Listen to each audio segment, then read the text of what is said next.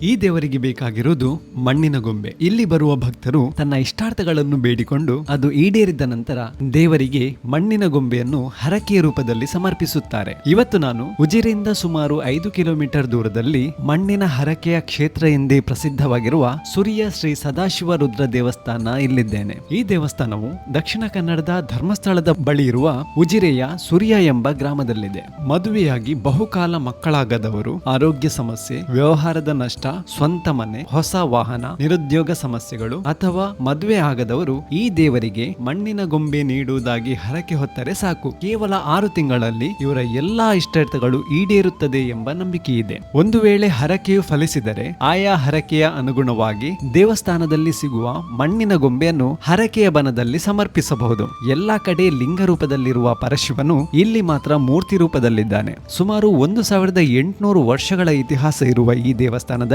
ಶಿವ ಮತ್ತು ಪಾರ್ವತಿಯರು ಪ್ರತ್ಯಕ್ಷವಾದ ಸ್ಥಳ ಎಂಬುದು ಇಲ್ಲಿಯ ನಂಬಿಕೆ.